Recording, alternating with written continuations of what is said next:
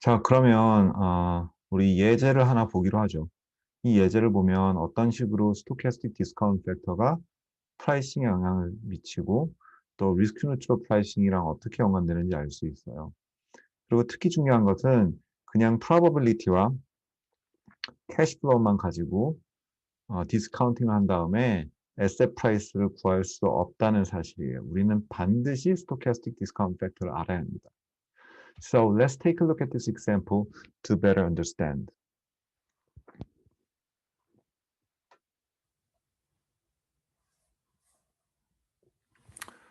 So we have the following case.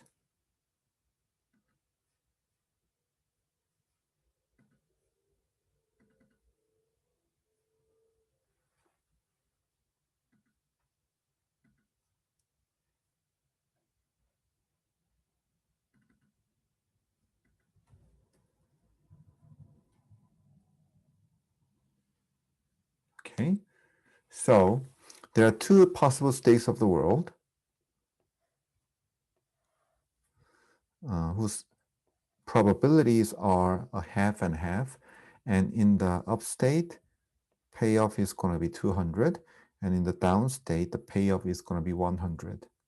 And we assume that the risk-free rate is 5%. So RF is 1.05. Okay? Now the question is, can we price this stock with the information given? In other words, is the stock price given as, well, you might be thinking that, well, we can price it like this so that 1.05, and what is the expected payoff? That's average between 200 and 100, so it's 150, right? And then that's going to be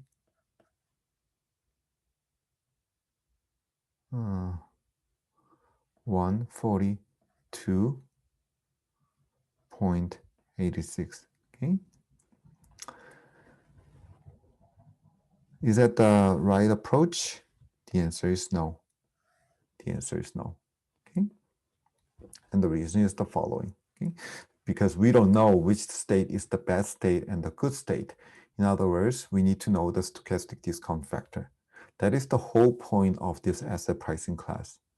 Price is determined by the stochastic discount factor, not by simply discounting it using risk-free rate. Okay?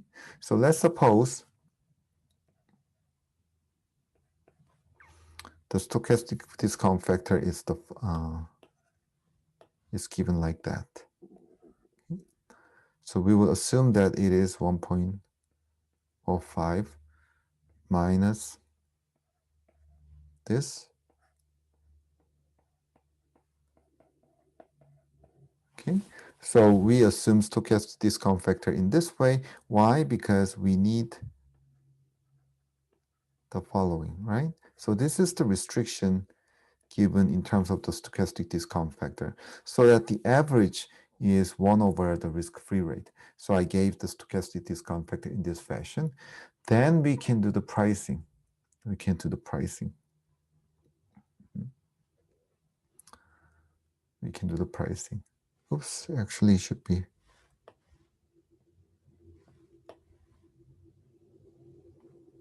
plus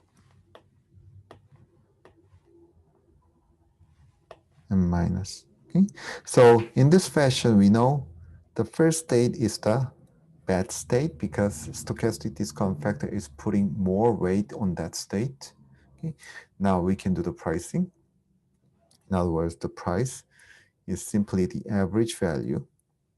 Okay, so M1 times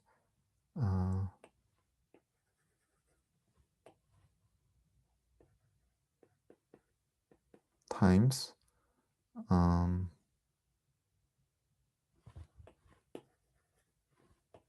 so it's a half the probability of the state times,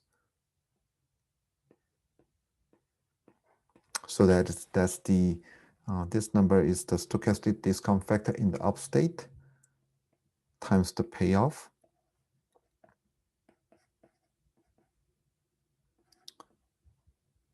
and the other is Okay, so you can do this pricing.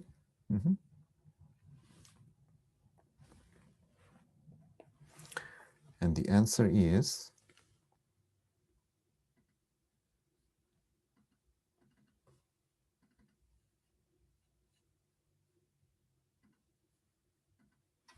it's going to be 0.5 times 0.972 times 200 plus 0.5 times 0.932 times 100. Okay. So the price is 143 times 8. Okay, the price is 143 times 8. And we can see that this is greater than the naive case valuation, which we did using simple expectation and the risk-free rate. And what is the reason?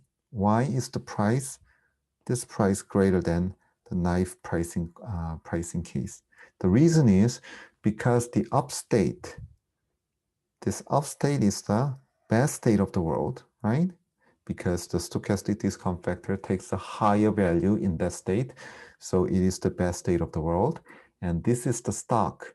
This is a financial asset that pays better in the best state of the world because the payoff was 200 in that state as opposed to 100. So this stock pays more in the best state.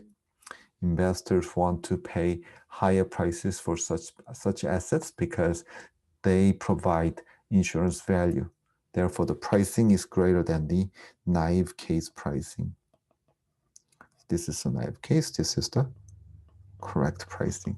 And you can do a similar pricing using the risk-neutral pricing. Okay?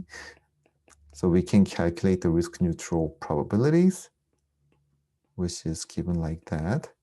And